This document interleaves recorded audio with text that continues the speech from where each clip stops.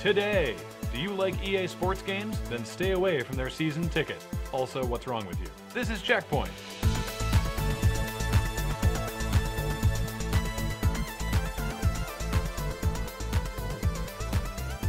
Good day and welcome to CheckPoint, where this week we are reporting live from a perfect replica of our own studio. It's to scale! Developer Rocksteady has announced that Batman Arkham City will feature a variety of Batman costumes available as bonuses from different retailers, with notable classics such as 1970s Batman and Earth 1 Batman, and the less seen Dark Knight and Batman Beyond. No word yet on Joel Schumacher-style erect nipples Batman, but we're keeping our fingers crossed for DLC. Valve's upcoming sequel to Dota, CheckPoint's most spun-off Warcraft 3 mod, is going to be publicly shown for the first time at a European video game tournament called The International. The world's best Dota teams are being brought in to compete for the grand prize of $1 million, courtesy of Valve. My, but they must have sold a lot of hats. This makes North America's attempt at professional gaming, last month's Major League Gaming event in Anaheim with its top prize of a paltry $50,000, look like a complete joke. So, thank you, Valve.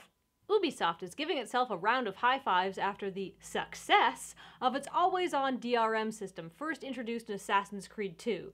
According to Ubisoft, the DRM not only reduced piracy, but it didn't affect sales. Of course, this was a PC game, so it would be pretty hard for sales to get much lower than they already would have been otherwise. Sony, sensing weakness in its competitors, has struck back at the Wii U by announcing that the PlayStation Vita can not only be used as a controller for the PS3, but can also do all the fancy augmented reality and secondary monitor stuff the Wii U can.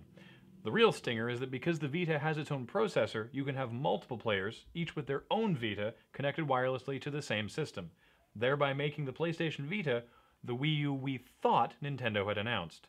Famous author, meditation guru, and chakra enthusiast DEEPAK Chopra is developing a video game for Kinect. Yes, just in time for first semester midterms, college students experiencing their first encounter with marijuana will have a leg up on previous generations with their ready access to open-ended, visually stimulating, trippy shit right at their fingertips.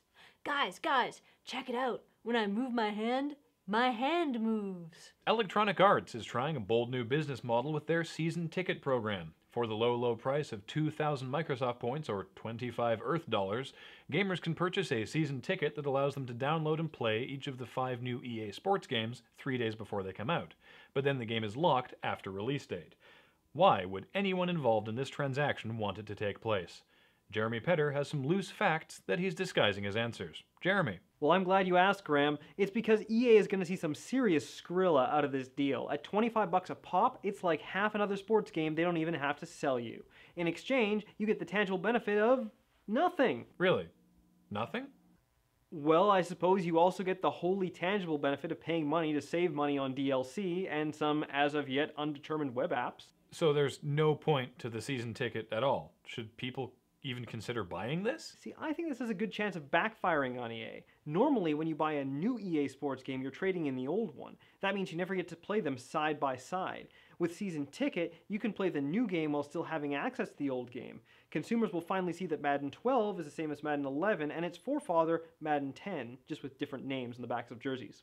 So, will people actually save money then? Smart consumers could. When you amortize the savings of not buying this year's batch of 5 pointless palette swap sports trivia upgrades at $59.99 each, instead of spending $300, you only spend $25, leaving a potential savings of $275. That's enough for 1.6 3DSs. So, you should buy it. Oh, no. Unless you like sports, and even then probably not. I'm upgrading my hell no to a maybe if you got a Microsoft Points card as a birthday gift. Thank you, Jeremy. That is the kind of shrewd financial advice you just don't get on other news shows. Possibly for a good reason.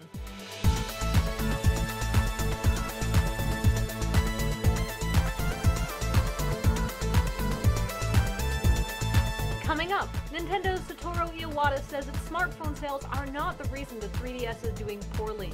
Not sure if lying or just delusional.